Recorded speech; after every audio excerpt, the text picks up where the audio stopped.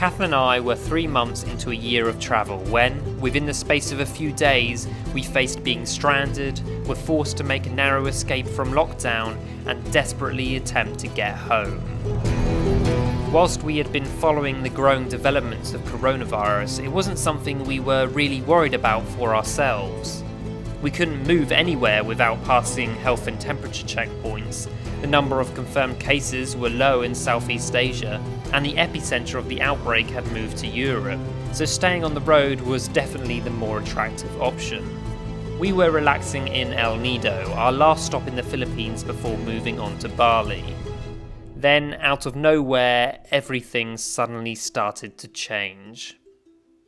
Philippine President Rodrigo Duterte has declared a lockdown of the capital Metro Manila after raising the maximum alert level in response to the coronavirus. All modes of domestic travel in and out of Metro Manila will be restricted. Well, it's been a bit of a stressful morning for us. The whole of Manila has been put into lockdown because of coronavirus, meaning there's no travel in or out. They're suspending domestic flights, and we're meant to be flying into Manila next week to fly out to Bali again.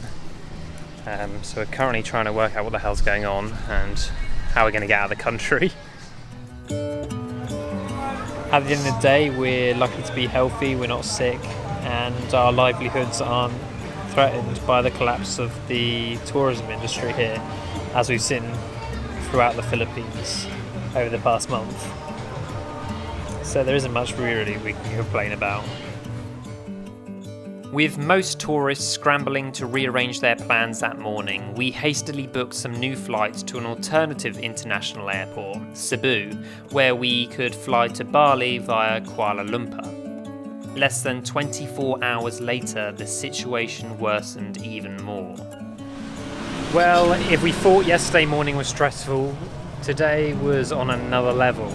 The local informed us that they were shutting down El Nido. Tourists had 2 days to get out. All flights were booked out of the island, Palawan. So we thought we were going to be locked down here for 30 days. Went to a flight booking centre in town. The mayor here in El Nido has said tourists can have 5 extra days to get out of El Nido. So Air Swift are running some extra flights. So we managed just about to get some flights up to a different city in the Philippines, where hopefully we'll then be able to go on from there to Singapore. But it means not only are we probably not going to get the money back from our original flights to Bali from Manila, we've also now lost all the money from the flights we booked yesterday to go via Cebu and Kuala Lumpur, and we've had to buy really expensive flights from here and then to Singapore. But we've got a flight out of here. I know that there's a fair few people here that are stuck for 30 days, and hopefully the situation doesn't change again for us. And again, I'll reiterate what I said yesterday. I feel for the people here. The guy this morning, he said, "You're from UK, you're rich, you can stay here and you provide us money." And the receptionist downstairs in the hotel almost looked like she was in tears because all the business is just going to be sucked out of here.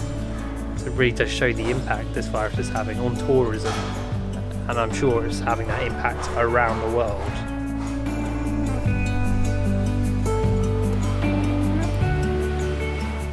It's eerily quiet here in El Nido, a bit depressing really. A lot of the tour operators are closing shop, restaurants are running out of ingredients and stuff, and there's barely anyone on the streets when usually they should be bustling with tourists. It's a very odd feeling, and it doesn't really help with the anxiety of possibility you might be trapped here. UK Foreign Office has just changed its advice to all but essential travel to the Philippines. At the moment we can't really do much about that because we've got one ticket out of here, and hopefully that doesn't change.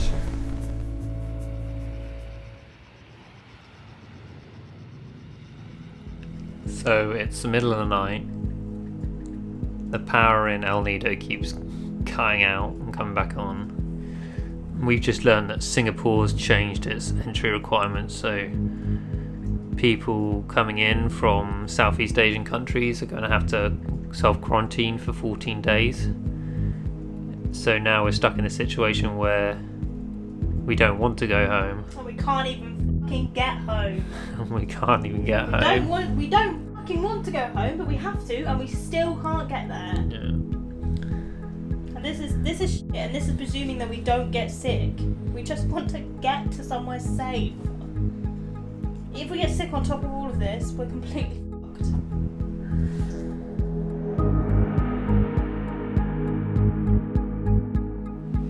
So we were up all night trying to sort out this new situation. We ended up booking some very expensive flights with British Airways from Singapore to London on the day we're meant to arrive in Singapore, in the hope that maybe we'll be able to transit through Singapore without being put into quarantine for 14 days. We're really not going to know the answer to that or what's going to happen until the day.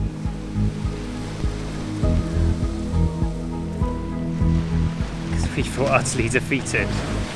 I know there's people far, far worse off than us. You know, people that have sadly lost their lives, or family members, or their business, or their livelihoods. But it doesn't change the fact that we spent years and years working towards this year-long trip.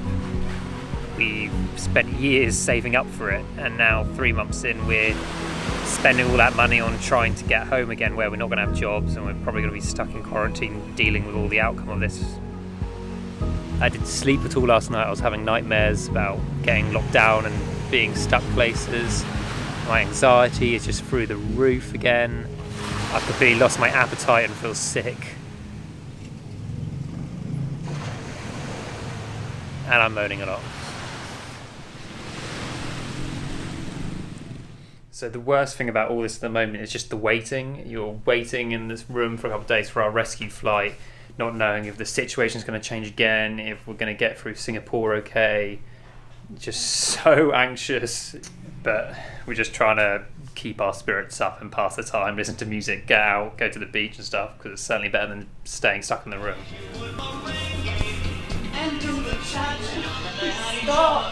But currently our plan for getting home, we've looked into detail about the whole quarantine in Singapore, and it looks like if you go through immigration, if you enter Singapore, then they will make you quarantine for 14 days. That means we need to stay airside.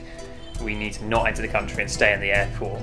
The problem with that is you have to go through immigration to pick up the checked luggage. So we're thinking we'll try and take as much as we can, especially the most expensive items, on board with us in the cabin. Then once we get to Singapore, we'll go to the transfer desk and try and pay for our luggage to be transferred by the airport to our new flight. If that doesn't work, then we're probably just gonna have to abandon our checked luggage and chalk that up as a loss, because it would be a lot less to replace the items in the checked luggage than it would be to spend 2 weeks quarantine in Singapore. So we're currently trying to decide what out of our clothes and other items we're willing to sacrifice if we do have to abandon our big rucksacks in Singapore and just go home with cab luggage. So, as if our situation couldn't get much worse, for the past 24 hours we've both been suffering from a stomach bug. So we've been on the toilet most of that time, or trying not to be sick, as Kath was in the middle of the night last night. But this morning we're feeling a lot better. And today is the day we leave El Nido, so we're very excited about that. We're finally not waiting around anymore. We're just finishing packing up our bags now, and then we head out at midday. The only real concern is that the stomach bug will make us spike a temperature as we're going through one of the temperature controls, and they'll think we've got coronavirus, which would just be, that'll top off everything, wouldn't it? But there's nothing we can do about that. We've got 48 hours or so of grueling travel ahead of us, but 48 hours of grueling travel that we'll be glad of, that we're not waiting around anymore, and we're actually doing something. Hopefully by this time on Friday we will be back home in England.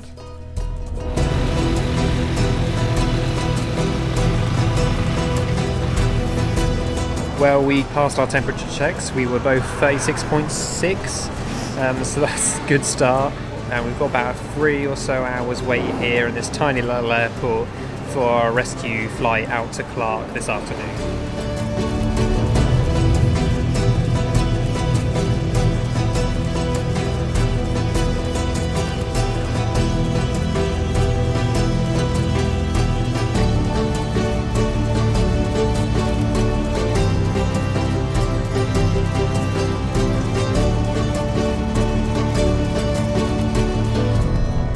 So we've arrived in Clark Airport, and pretty much everything is shut, outside and in. There's no food outlets here or anything, and our flight to Singapore isn't till 2:35 a.m. I tell you what, this is one of the most stressful situations. We're just sitting here hours on end, watching the departure board, hoping our flight doesn't come up with cancelled. There's people crying at the check-in desks. Obviously they can't get on their flights or something, so they can't get home. It's the waiting again. It's the waiting that is so awful. Just want to be on a plane, going somewhere instead of sitting on a floor in an airport, starving, hungry, anxious about whether we're going to get a flight or whether we're going to be let into a country or the situation's going to change again. Okay, so we're finally checked in and on airside, ready for our flight to Singapore, so feeling a lot better now. We've also managed to find the only coffee shop open in this airport, and the guy kindly made us, one poor guy working on this desk late at night, made us some sandwiches. There's crisps as well. Oh my god, I could kiss this guy. Thank you so much.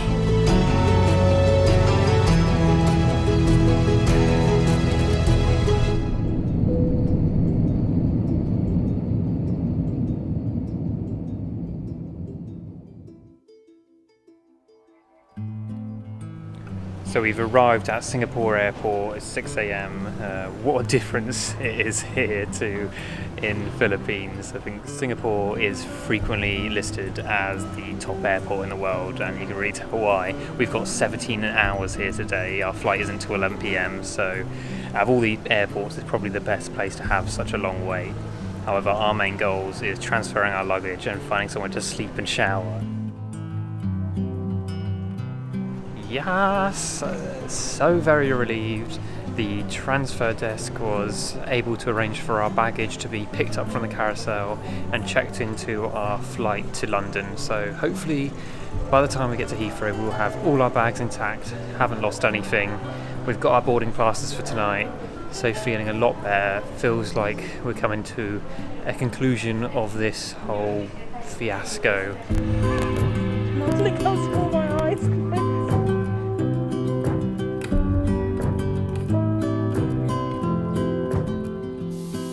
So I get a couple of free lounge visits, and what better chance to use them than now to have a shower and some buffet food. I can't tell you how good it is to have a good shower after all the travelling we've been doing and the months of crappy showers.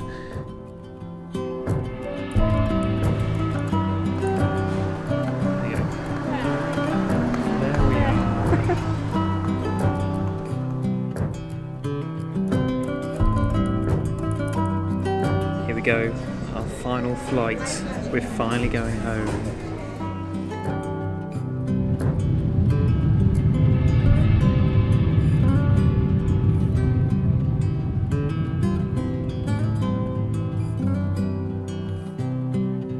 Well, we've just landed in Heathrow. We've picked up our bags off the carousel, so very pleased that they and us have arrived all safely.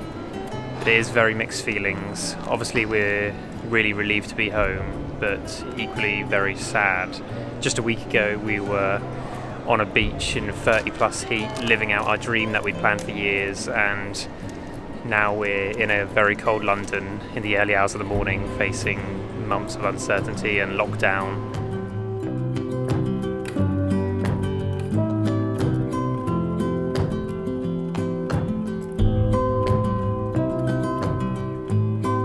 Travelling leaves you in a bit of a bubble, and being back in the UK without the immediate stress of trying to get home has allowed us to fully appreciate the monumental scale of what the world is going through right now.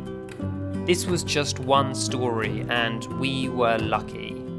Only days after we returned, Singapore, along with most other travel hubs, completely closed, even to transit passengers, whilst more and more countries shut borders and enforced countrywide lockdowns, including the UK. There are still millions of people stranded around the globe, and billions more whose lives have been completely altered by COVID-19. Everyone is affected by this, either directly or indirectly, from a trike driver on the other side of the world to British royalty, and so all we can do is be kind during this period. Already there are positive lessons from this crisis, such as the huge drops in pollution, or how we value and support workers that keep our countries running, and hopefully we can emerge treating one another and the planet better than before it all started. Stay home, stay safe, and look after one another. Thanks a lot for watching.